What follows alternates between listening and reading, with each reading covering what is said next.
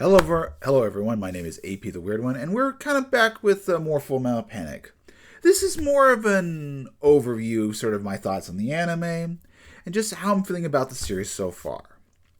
So, when I got out of college, when I started college, I had my anime enlightenment moments. I was into anime, trying to figure out what it all was. I was interested in stuff from my childhood, and Full Metal Panic was one of the series that I got interested in. It started with the season one, and then I did Fumafu. I tried doing second raid, but because of the nudity, my brain wasn't ready to watch nudity. I didn't view it, and then by the time Invisible Victory came out, I was mentally there, but I didn't have the very big fondness for the series, mainly because of Sosuke Sagara. His character didn't really jive me. I didn't understand this war torn character, especially because I had watched the anime Norman Gone, and you have a character like Jonah. He is a little bit younger than Sosuke. He's 11, and he hasn't been through war-torn countries throughout his entire life, but his character didn't make sense to me. And maybe it was also a combination of the dub as well. It didn't jive for me. Didn't jive for me. However, his character stuck with me. I because of that, I would remember Full Metal Panic, and then when the light novels came on the collector's edition, I think in late 2020s or so, when they each had their own collector's edition, it got me interested. I'm like, you know what, I want to give this a shot, and I'm kind of interested in collector's edition stuff. And it's the first time we're getting the light novels printed in a very long time. 3 packs, and we're going to potentially get the entire series. I'm like, I'm interested. It wasn't on the top of my list, but, I'm like, you know what? If someone bought this for my family on my wish list, sure, I'll do it. And my cousin actually did it, and, reading the first chapter, I got Sosuke Saga. I'm like, okay, I understand his character better. It started to make sense for me. I could understand his character better. Now, of course, with the collector's edition, they rolled out in a slower time, so to speak. So, retaining everything didn't hold as much memory until about collector's edition 3 with the second in volume 8 with the death of Nami. That's, I'm like, wow, this is when it really hit me. Even though technically speaking, it should have really hit me in volume 7. And of course, then I'm interested in volume not the collector's edition, volume 4, and hearing about Tessa being a Catholic, on the generalization of Christianity, got me really sparked. I'm like, oh, I really like your character. The final volumes were really good. I have good memories of them. Like, oh man, these good action. So it's part of me. I'm looking forward to doing it. Now, that being said, many years later, and they're still producing new volumes. I still haven't got the Short Story Collection 3, but, in time I'll get it. Well, just wait as it is. But because of my desire to rewatch the series, give it a proper viewing in a sub format, and trying to look in the eyes of a Christian, although I didn't really, I didn't exactly do that the best. That was a little bit of BS, but, I'll still talk about it more. But with that being said, having watched the series, given a proper look, I do really appreciate this anime series. It's a very nice, good complement to the light novels, the action, everything, the characterizations. I got a better feel for the characters. Now, we'll get into those characters, and I do want to briefly touch back on the animes, what I thought so far. But in terms of Christian, should you watch this? Sure, but I think you definitely need to be a little bit older. If you can get past the censored nudity of the first season and just get past the first episode of Second Raid, you should be fine. Fumafu is fun if you're looking for some comedy. You can skip it, but otherwise it's alright. But going back to the anime, first season, it's a bit dated in terms of design, in terms of looks. It does its purpose. It does the first 3 volumes faithfully, but it does add extra material to kind of be in between novels, just kind of give a breather. And the short stories are part of the main story. They are canon. Not all of these, to my knowledge, although we're going to talk about that a little bit later. But it's it was a fine season one. It's like it wasn't. The problem was with the anime is maybe the looks of the anime. Just it wasn't very up to par with the standards at the time, and you also had not very good short stories. The ones that were like considered exactly kind of considered non-canonical canon, the AS battle, and the ones that feature in Himechistan. With that said, I would probably say one thing, I'm not 100% sure, but I would still have liked to have seen a short story where we get an introduction to the character Ren Mikihara and also the school president. I think both those characters should have had at least one episode of introduction in the season one. Ren does come back in family, and she's featured prominently in Fumafu. So I'm assuming also the school president. I can't pronounce his name. It's a bit hard to remember, but I just kind of wish he had a little bit of an introduction. Maybe not unless they have to have a full episode, but it would have been nice. And this also reflects back on the light novel as well. I wish there was a bit of a proper introduction because Sosuke does revere him very highly in the Collector's Volume 3 or Volume 7. So you would think the author would give a little bit more attention to detail to this character. Now, that being said, there are some still light novel stories we haven't reviewed. Maybe that will bring to light, but it should have been there to begin with. Moving forward from season 1, we have Second Raid, which in my opinion is the best. And the reason is the best because of not so much the action, but more so the characterization. Both Kamina and Sosuke, seeing Sosuke down on his luck, seeing him break down, it was really nice. Just that kind of moments. Now, obviously, the action is very good. There's definitely some good battles with that of Gates, the two sisters. It is a very fun action scene, and it does mesh there. It does have a good balance of action and also character moments. And the new stuff that has added, the sisters, the Gates, and even the scene where Sosuke visits the prostitute, are really good scenes. Yeah, at the time I didn't think too much of them, but the season has definitely warmed up me, and I do think it is a very good season. That being said, we do miss out on Volume 6, which I think I would have really liked to see, because Volume 6 is a really fantastic volume.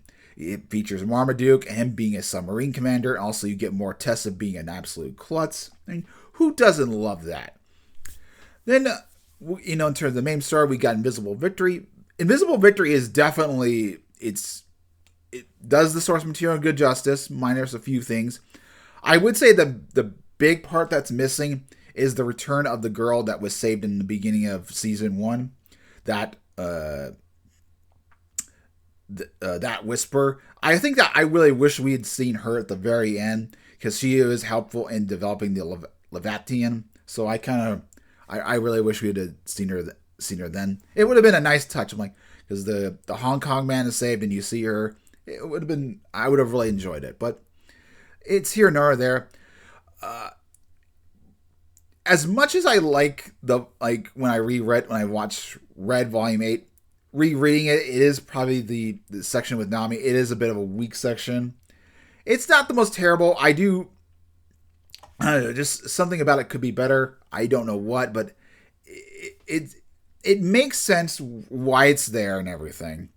But it is still a bit of a weird take. I don't know. I think like the first season is like, the first part is really action hell-bent. It's really intense with Kurama and Leonard. And then you kind of move to a more slower pacing. It lacks, it's a little bit lackluster. And that's more so in the source material rather than Invisible Victory. I mean, you can only, it's not the animation's fault. They did a fantastic job and everything. Just something more about the story. And it's not the worst thing in the world. I maybe it's just for me that Invisible Victory doesn't super well land. I don't know. And I do like the characterization, so it's it's something's off, but it's not the worst thing in the world, and I still ultimately enjoy the final moments, especially seeing the Latvian just absolute destruction. And then you finally have the Fumafu, which is the more comedy aspect. Not all the episodes are hit, but they're still really strong. So, and it kind of lightens and it gives a bit of a light texture for what's to come. A nice breather. Kind of feels like you should watch it makes sense to be in between Full Metal Panic and the second raid. It's like you need a little bit of breather to what's to come. Wish there might have been a second batch of short stories to go between second raid and Invisible Victory, but that's not really the case. Maybe some other light novel stories will have that, but I don't think so. In terms of viewing the eyes of a Christian, I think Sosuke definitely defines what it is to be a man. Like you don't always have to be alone. The importance of strong women in your life. That faith in God. Like we want to believe in him. We want to believe he's on our side and everything. But sometimes he's not going to help us along the way. He's going to give us trials, and his miracles aren't going to work the way you think they are. Kind of similar to how the Lambda Drive. It's like when it works, it's absolutely amazing. But at other times it's gonna not work, and you're gonna have to adapt and survive. And I think that's maybe a reflection, kind of similar to how God's gifts to us and everything, and His ability. He wants to. When we need Him the most, He'll be there, presumably. But when it's not, it's more to be a trial. And I think you could definitely see that. Now, of course, how do you explain the Lambda Drive? On the other side, they're always drugged up. I guess you could refer that to making a deal with the devil. It's going to give you a lot of power and be very strong, but you can be subdued. And we've seen that the rest of Mithril can defeat Lambda Drivers if they work together. Some machines are going to require the savior known as Sosuke Sagara, but sometimes they can make it work. So I do think it's a good series for Christians, but yeah, got to be a little bit the more older ones. I wouldn't say necessarily be 18, but be 16. Maybe watch it with your parents, because it is a good thing. Light novel wise, I could say go for it. Although I looked in the Collector's Edition Volume 4, there's a little bit of sketchiness, but we'll get to that when it crosses that boundary. I don't think it's necessarily a bad volume to say. We'll deal with the little fan service that there is. But for what it's worth, I'm glad I've been on this journey of Full Metal Panic, watching the anime, doing the light novels. I thoroughly enjoyed it. It's a very good experience, and I'm glad I do it. So, I did have fun reviewing it. Sometimes I'm like, there was bad episodes, but overall experience is good. Now, I do want to talk about the characters. We have our villains, we have our heroes. Sosuke Sagara, let's begin with him. Like I said at the beginning of this video, he was a character I didn't understand, but he definitely stuck with me. And having watched the anime and reread the light novels, I get this character, and I like him. He's my second favorite character overall. Just his mannerisms, being the war-torn hero, I'm like, kind of being the goofball that he is. One thing, I guess one character aspect that, Kamina can kind of say it, and you can infer that he is a dense hero because he doesn't recognize Kamina's love for him, but my reading of the light novels and everything, I get a bit of a different impression. And his love for Kamina does happen, and just it happens it happens later than people had anticipated. Volumes 1 and 3, he's not sure. You can, I guess technically also, seasons 1 and season 2 were Fumafu. Although Fumafu, I don't super count. I'll get a little bit into more of that. But for the main part, first season, he's just met this girl. He's got the Lambda Drive. He doesn't know what to do with it. Like hunk and junk. He's got a lot on his mind. He's got to first fall in love. And he's someone who doesn't believe he's not someone who easily falls in love. He's been a war-torn soldier. He is a mercenary. He's someone who would probably have sex for more, just kind of like the pleasure, not really having a true He's not interested maybe in, say, a wife or something at this point. I think it's personally perfectly reasonable to assume that, love is not instantaneous, so it takes time. So for Sosuke, for season 1, it's like, all right, it makes sense for him not to fall in love with her right away until a little bit near the end when he starts to realize, I do have feelings for her, I just don't know what to make of it.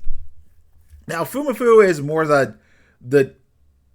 more the comedy aspects. That's not when love is going to progress. It'd be kind of weird if he confessed her feelings for it during those times. So I can understand that. I can understand that. And although he does have some nice moments where he does say Kamina looks very beautiful, so and he does go out of his way to protect her. So he does care for her in a deep way. But it's when we get into season 2 that his heart begins to ache. He realizes that he does have feelings for her, but he doesn't know what to make of it. He's in denial. He needs someone to tell him what he really feels deep down inside, like Kamina at the very end of Volume 5, or basically the tail end of Season 2. He needs to realize his weaknesses, realize what's deep down in his heart. Because by Volume 6, at the very end, he tells Tessa, yeah, Kamina is my girl. I'm going to go for her. And you can see that in Volumes 7 with holding Kamina's hand, still wanting to protect her and going crazy to go find her in Volumes 8. Although in Volumes 8, we do get to see his mindset, like why he likes Kamina, like such straightforward attitude and everything. So, and then Volume 9, at the very end of Volume 9, he and Kamina tell each other they love each other. So it's like, maybe people think he's dense, but I think it's the pacing for them falling in love seems perfectly normal. And I think in some ways it's a little bit quick, and I don't know, a little bit. I think it's paced out perfectly fine. I don't think calling Sosuke Sagara a dense protagonist fits him. He's just dense at times because of his background and everything. So I don't think there's a fault in that. Now moving on to Kamina. Kamina, you could argue, is the typical tsundere, but she acts tsundere, but then other times I disagree with that notion. She has to deal with Sosuke Sagara. That's a man that's hard to fall in love with. A bit of a pain in the ass. It does show that she does like him early on. He's very handsome. He's really liable. He's just a goofball. And more than anything, I think she is the one who's in the longest denial. Or she's the one that's, I guess, maybe a little bit dense. Like she likes him, but she can't fully say it. It's until Sosuke really goes out and saves her at Volume 9. It's like, no, I do really love you. Now, I guess you could argue that she does like him earlier on, like beginning with, say, Volume 7 when Sosuke holds his hands. I think from her perspective, it's not as super forward, and then when it does happen, it's like boom. I think it's more obvious in Sosuke rather than her. She just sees him as a good friend and she just likes him, but she's not over the heels for him. So I don't know. It's revealed very early on, but she's in a little bit of denial. In terms of character, I would say of the heroes, she's probably a little bit my least favorite next to Mao, but Mao is just kind of very much minor character. She's a bit of an idiot. She's a bit of an idiot and just kind of overdoes things. I don't know. Her abrasiveness kind of doesn't, like, her stupidity kind of bugs me at times, but I don't absolutely hate her. She's okay, pretty. I don't know. She's not a terrible character in my opinion, but there's nothing that says, like, yeah, I really like her. She's a tomboy, but she's not my favorite tomboy. Then, of course, moving on to Testarossa, or Tessa. She's my favorite character.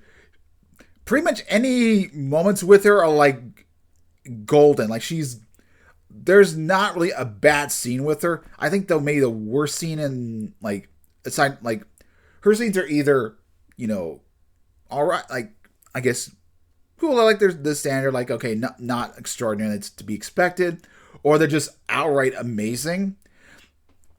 her only, like, I guess, like, say bad scene would be in the beginning with her being out of water in the second part two of season one, with dealing with uh, the behemoth, the kid, whatever. Like when she's at that room when in that interrogation room.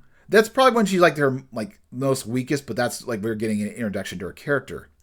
But from that, Tessa is just absolute amazing. Both when she's a goofball, I absolutely love her. Like she's just perfect, and I just love her moments. She's just a really good commander for her age and everything. I dig her. I dig her overall. I think she's a very special character. She's definitely waifu material. She knows when to be a goofball, but when to be a hard. She's overly in love with Sosuke. It's like she's just super obvious, which makes sense. Now, for Mal, she's a good character. She's a good big sister character. I don't like her because she smokes, because that's not my type of waifu, regardless of fiction or real. But she's a competent commander. She cares for her. I do like the big sister treatment she does give Sosuke. She's a big inspiration to him. And she does have some good moments. And then we have Kurt. He's a good guy, American kind of boy, so to speak, a little bit half Japanese.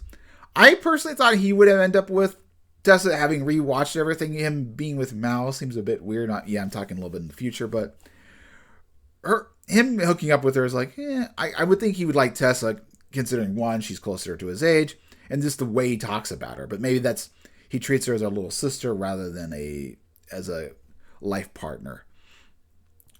Then finally we move on to the villains. There's basically four. Gates is fun. I like him. The reason he's not in the scene because I wouldn't say he's like one of the bigger ones, especially in light novels. He's very minimal. Garron, I hate. I do not. I feel like he overstays his welcome personally. I don't know. Like the fact that we see him again in season 2, I'm like, even though you're half dead and everything, I still don't like you. You're a pedophilic weirdo mess. I don't dig you. I don't know. It's just too crazy, and that's just the wrong way. I don't know. He just rubs me the wrong way. I don't know. He's not a good counter to Sosuke Sakurai, in my opinion. I don't know. He doesn't work for me. Then we have we'll talk about Kurama. Kurama I like. Kurama is a no nonsense person. He's for the most part pretty effective in the beginning of season 3. Then when he's dealing with Nami, he is very serious. It's a shame that he dies because he has to die, but he would have been someone I would have liked to see as a hero. Just something about him. He's very effective and good villain. He's for the most part fairly intelligent. I don't know.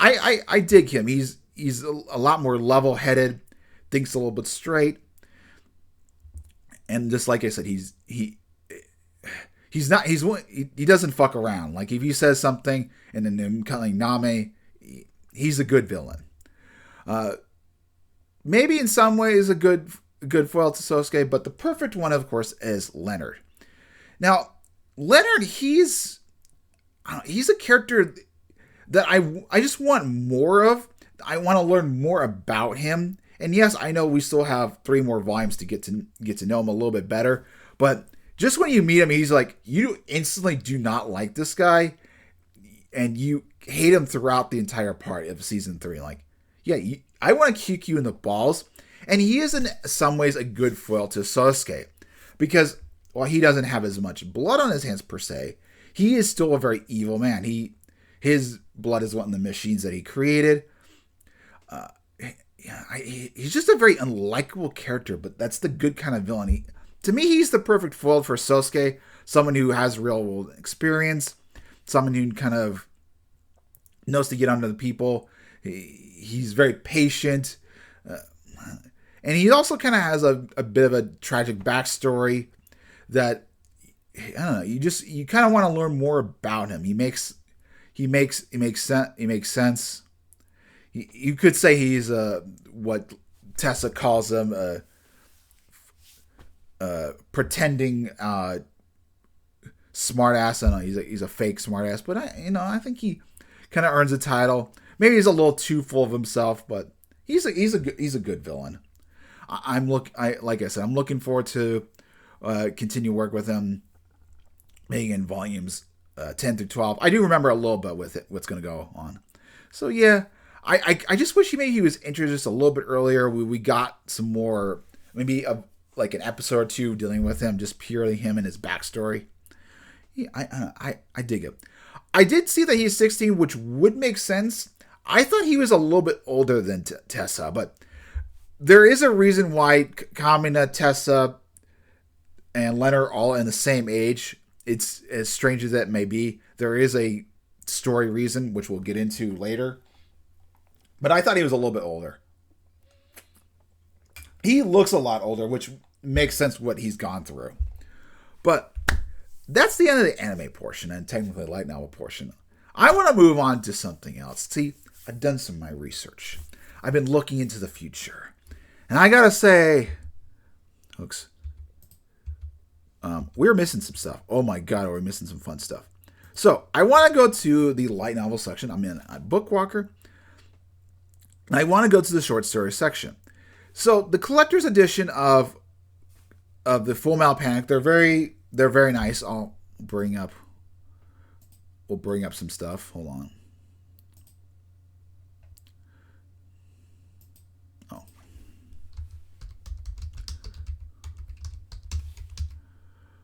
Short stories. So, with the Full Metal Panic short stories, you have this cover, and you have the 3 covers that are with the Kindle version. But with the Japanese version, of the little short stories, you have these basically these photograph, like the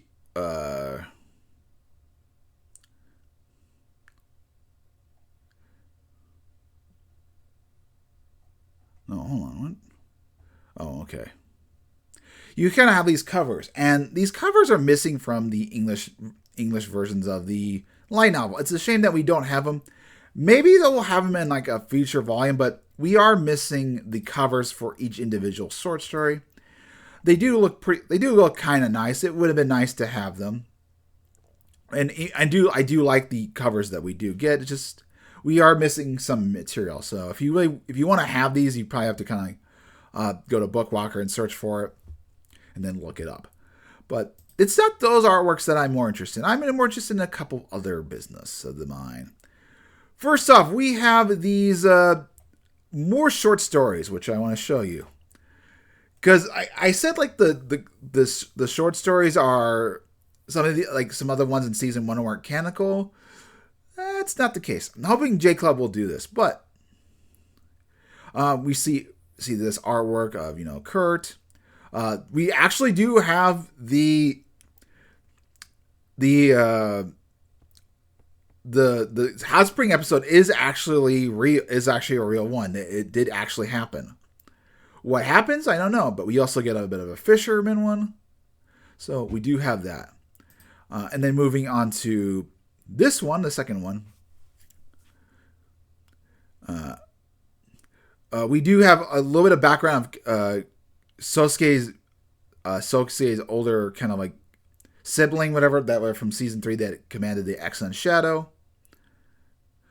We do have the introduction to Callahan. So this is a light novel I would have liked to see. This would have been a good episode to have in the anime. And then we see little Tessa. So some fun moments. And then the final one is some short stories volume Fumafu. Seems like singing from what I was reading. Hopefully J Club will do all 3 of these. But I want to talk about the ones I really want to talk about are another Full Metal Panic, another. Because oh boy, you're gonna want to have these. These are the artwork alone is fantastic. So we got this cover. It looks very beautiful. The artist for Full Metal Panic,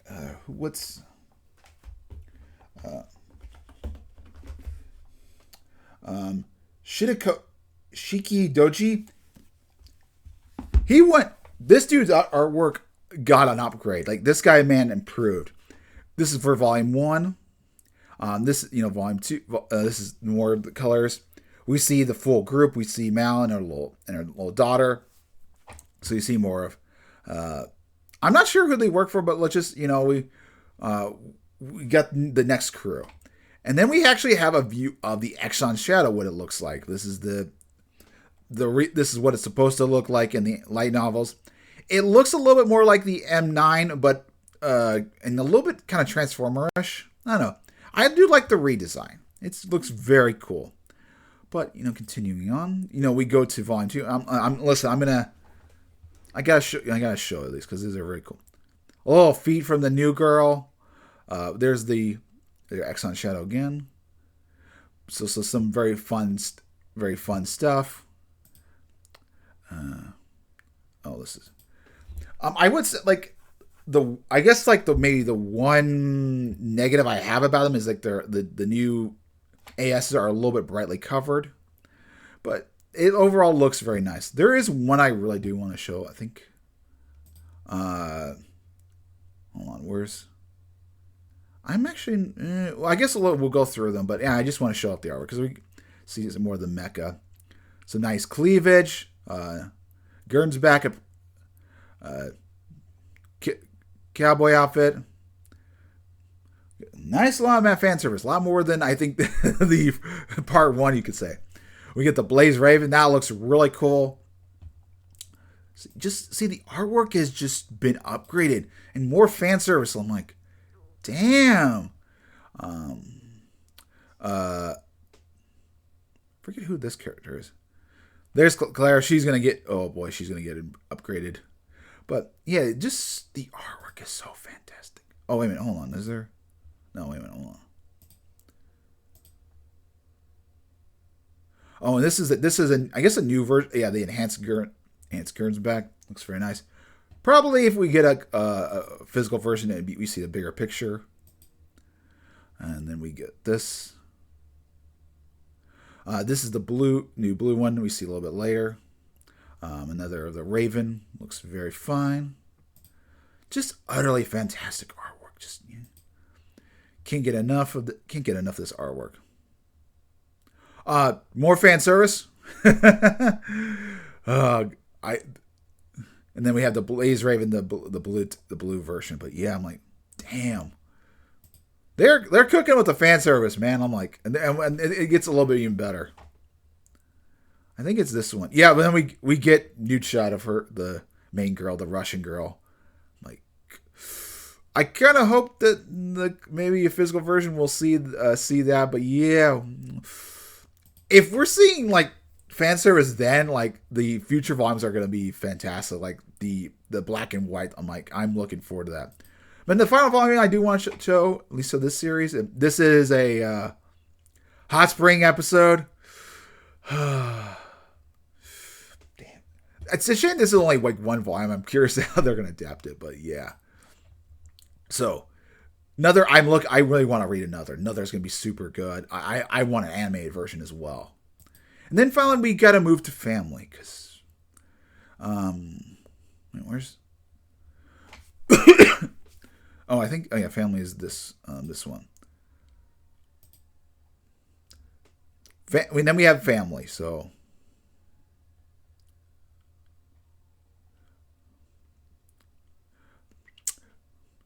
this is the Scottish. She looks pretty nice. Sosuke has, oh my god, has he become Major Delph material? He doesn't look like the same man. He's got like a massive upgrade. I don't know. He looks like someone who's not, like that is actually kind of badass, or and he's changed his ways, sort of. That's the vibe. And then the daughter is oh my god, daughter's very good. But yeah, Kamino actually looks a lot cuter. This is we get a way better view of the daughter. She looks very, very sexy, and of course there's Claire. She looks hot. But of course, then we have the final volume. There is actually a little bit more of the lineup of part 1. But we do get to see the reemergence of Tessa. Tessa's Tessa is back, and she has aged wonderfully. Oh my god! Like, I mean, both Carmen and Tessa, they've definitely got more beautiful in the ages. But like, that's the attention to like the artist. The artist has just gotten so much better in his artwork. Now the noses are a bit weird, but hey. I mean, look at that! Look at that! She, absolute waifu material.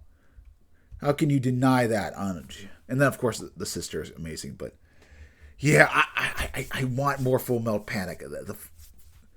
The future volumes just get better and better. The fan service. Oh my god, this is I redoing this series and looking forward. I'm more pumped. But I've rambled long enough. Hopefully, you have a wonderful night. Hopefully, you will get into the Full Metal Panic series just like I did. Yeah, I just wanted to talk about the anime thoughts and, of course, talk about the Full Metal Panic light novels because the artwork is so juicy.